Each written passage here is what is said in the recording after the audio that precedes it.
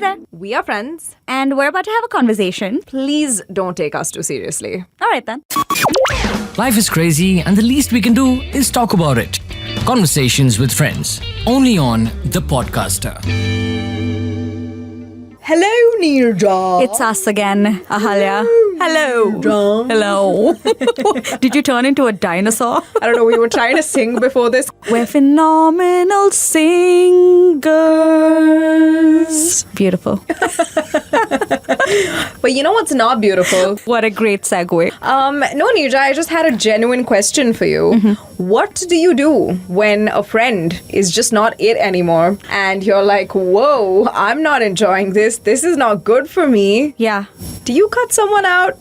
Are we talking old friend or new friend? Bro, we're talking cutting out. Cutting out. Can be any type of a friend. I feel like cutting out is difficult no matter who the person is. Yeah. It's always an awkward thing. I'm simultaneously great at it and shit at it. I want to get into how that's possible. But first, tell me your answer. I don't think I have the wherewithal to cut someone out. I, as you have known, I'm a very non-confrontational person. I can't handle Neerja is 100%. It's not about not being able to handle it. I feel like if you liked it, you'd handle it, but you just don't like it. Yeah. And also, I have a pretty high tolerance for bullshit, I feel. Yes, Yeah. you do. You do. So it takes a lot for me to, pull out the scissors. But once I do... That's how you cut someone out, literally. But back to us. Yeah, I think it's important to cut people off. Okay. But you just need to know how to do it. How do you do it? Have you had like a toxic relationship with someone and you decided enough is enough? Yeah, I used to when I was younger. Wow, you started. I can never say that seriously. I can never say. The other day I was like, Mom, like the more I get older, she was like, shut up. I'm looking at you. I'm like, when I was younger, you're like, shut up. No, but it was just, I think a few years ago, okay, that's safe. A few years ago, I didn't have the resources to have honest conversations with people when they hurt my feelings. So I always used to either pretend like nothing happened. And I mean, that's happened with friends who I'm still friends with. Yeah. Like, I would just never acknowledge things. And because I was scared that if I said it, then, oh my God, are we going to be friends anymore? That has obviously changed now. But the other extreme of that is that when someone does something, like, unlike you, I'm not a patient person at all. Yeah. I have a very low tolerance for bullshit. And that's something I'm obviously working on because there's a balance, right? You have to come down, I have to go up. So like I said, I'm simultaneously very good at it and also simultaneously shit at it just because I've never done it with someone who's very close to me. Maybe one person.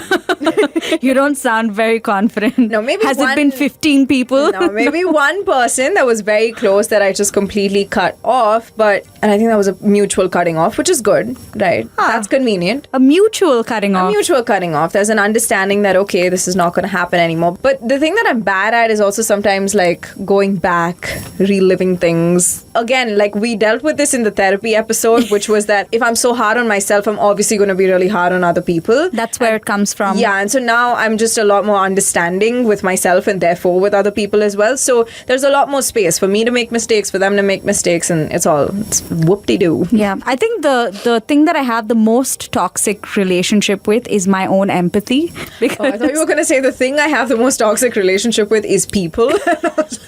Yes. And so I don't interact with any of them. No, I am I have such a problem with empathy that I just can't look at somebody and go, well, that person was an absolute bitch to me and I'm done. Like, really? Yeah, I'm always like, where are they coming from? Because there's obviously a reason. You know what they say, right? Hurt people. And there's... What? Bro, if you're hurt and you realize you're hurt, you have no right to hurt other people. Oh my goodness. Like if you knew that you were hurting and you hurt somebody, constantly after they've told you, listen, this is not okay, this is hurting me, and you just keep going on and on and on, there's no excuse for you. But see, from my point of view, those are the people that need help the most and need a support system the Mother most. Teresa, please. Oh my Calm gosh. down. Look, it's no sweat off of my back. What do I have to lose? It's no sweat off your back if people, but what if they start crossing lines with you and violating your bound, which they've done before, and you still, like, that's not okay, right? Why would you not? Yeah. Why would you still continue to give in that situation? So I feel like this is a fun time for an anecdote. And I think I know where you're coming from, because we did know somebody mutually who Yes. crossed some lines. Yes. And this was a work friend. I wouldn't really call her a Right. close friend in any case, but Right. I decided that I didn't need to engage with this person Exactly. anymore. Yeah. But I wasn't that close to her to begin with. That's fine. Yeah. That's fine. Like, you fall out with people all the time, but cutting out is a very active choice. It's something you're doing for yourself, right? You're not doing it for the other person or Yeah. any of that kind of thing. Like, I feel Yeah. like I'm on the side of it's okay to cut people out as long as the reasons are valid. Not like when I was 17 and it was like, I don't like you anymore. Yeah, I know where you're coming from. It's important to recognize the people that are bringing you down. And, you don't have to cut them off in a nasty way. You just Exactly. organically let it fizzle out, I suppose. That's my favorite kind. Because you don't have to confront them. That category, many people fall into. High five! I hope you heard that. No, actually, I've never done that. I've never let a relationship fizzle out because I okay. feel like that is something that affects me more than the other person. And the funny thing is, like, while I'm sitting here telling you about how sometimes you see that somebody needs help, and so you try to be there for them even though they fuck up your life a little bit here and there, and I'm telling you that it's okay. But the thing is, it's not like I've developed a thick skin either over the years. I'm still as sensitive as shit. Yeah, exactly. I'm a sensitive little bitch. But despite that, I feel like I've grown in a way where it hurts me for the moment, and then I'm just able to let it go easier now, because I really do believe that the people who are close to you in your life are the ones more likely to hurt you as well. In some cases. And there's so many reasons for that. You can't really pinpoint. No, for sure. Like, it can be difficult sometimes to tell someone who's really close to you, someone you've known for a really long time, hey, like, what you did hurt my feelings. Yeah. Like, I'm cringing just thinking about it. That was something that it took me so long to be okay with. Like, my bestest friends to just say, bro, stop irritating me, or like, just stop doing that. It's annoying, or, Yeah, it's kind of really nice how those relationships mature as well, because growing up, I had the same problem. I don't think I was ever able to have, it went both ways. We weren't ever able to have these honest, open conversations about, hey, you're acting a bit shitty, but we can move on from it. But now it's really beautiful how I can tell someone to fuck off, some of my closest friends, and knowing that we'll be perfectly fine the next day. Yeah. And I think that's the whole point. It's not that you cut someone out the minute that it just starts looking dicey. I think it's important to recognize someone's impact in your life, whether they're worth it, whether the relationship is worth it, and then go for it. To be fair though, like, I know I've been shitting on 17-year-old Ahalya a lot. It's getting a little cold in here. But to be quite honest with you, I stand by every decision I've made, because when I look at the people that I'm maybe not friends with anymore, they're not people that I would have ever continued being friends with in the first place, right? Like, we're so different as people, and it would have never worked. I had a friend years ago, and this is something that I feel like has always weighed down on me a little bit. Okay. I set this person up with one of my flatmates back then. Okay. And so this person decided to move into the house. And it got a little... Disaster. It did. Disaster struck, and it got very ugly. For them, but I was stuck in the crossfire. Right. Crossfires. Crosshairs. Yeah. Crosshairs. Or I was caught in the crossfire. I was caught in the I was caught in the crossfire. English on Conversations with Friends. Going downhill. I was at a crossroads. I'm trying to figure out how many of these you words. crossed everything except the bridge to the end of the story. That too. And we fell out because I was blamed for that breakup. Yo. I think I, to some extent, really felt bad about it. More because I felt bad about how it ended. Yeah. And yeah, I can see why this person would have been upset with me, because I can understand it.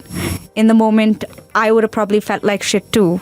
No, but that's perfectly valid. I think that's the thing about cutting out. The older you grow again, the more you realize that it's a very active choice and you have to do it because it kind of has some sort of permanence to it. You can't just make that decision and then expect the other person to be okay with it. Yeah. And I think nowadays the idea of oh my god, this is toxic behavior and take care of yourself and cut this person out is so rampant that maybe you lose sight of the fact that, listen, this decision carries some weight with it, right? And you can't just do whatever you want and then expect one day when you realize in the person to come back to you and say, yeah, it's all fine, let's be friends again. And also maybe don't come down so hard on somebody that may be exhibiting toxic traits right off the bat. Yeah. I think you should be able to communicate it to them first before you cut them out, because they need to know why it is you're doing something or would want to do something like cutting them off, because they're behaving in a way that's affecting you. And without that conversation, it's just you're just making a decision on your own and you're not really giving the other person a chance. And I just think it's really important to understand where a person stands in your relationship with them, and if you've given them a fair chance, right, and then it still isn't getting better, then I don't see anything wrong with it. I don't really see the virtue in, I guess, hoping for someone to change. Yeah. I think unless you really affect me to the point where I don't see a point in salvaging a relationship with you, yes, I think you can pretty much get away with anything. Everyone be friends with Neerja. This is an open invitation to fuck me over. Oh my god. But seriously though, I think I've had, now that we're reflecting on this, I feel like I've had so many relationships where I've either been taken for granted, and I'm talking about friendships, not necessarily romantic relationships, because I'm the boss there. No, that's not true. I'm sorry, honey. But somehow I've come to find this place of zen within myself where I just honestly don't care anymore. I know there are things that will hurt me or things that someone does that may upset me, but I feel like I can really, I genuinely feel like I go back to being completely normal within an hour of that happening. And all it will take is for a little bit of space. Yeah, I think it's just really important to recognize where a person stands in your life and where you stand in their life. And I think it's more important to recognize what people are doing to you in your life and cut them off, rather than doing what I'm doing, which is being an enabler, essentially. Because you're also helping them out in a way by giving them and what is the point? When I reflect on it, I definitely have regrets about the way that I went about, some of my friendships. And actually, I don't have regrets. You learn from every single thing and you just move on from it. I definitely see where I could have been better. And now, with all of that information, I would never repeat that mistake. And I'll be braver and I'll talk about it and I'll say, hey, this really hurt me, and hey, I need some space and some time to get over this, and just wait for me if you can. And I think for me, I think it's also really important to have friends who say that to you. Yeah. And I think I have a good mix of friends that I say that to and who say it to me. So, Neerja, are you feeling better about the idea of cutting people off? Are you kind of for it or against it? What is your deal with that? I think one must go with the flow. And if one feels like it's time to take out the scissors... No, I thought you were going to say the trash. That too. Oh my God. It's a bit harsh. If one must take out the trash... Yes, then one must. Then one must. This has been a Conversations with Friends on the Podcaster. Powered by Timber Media.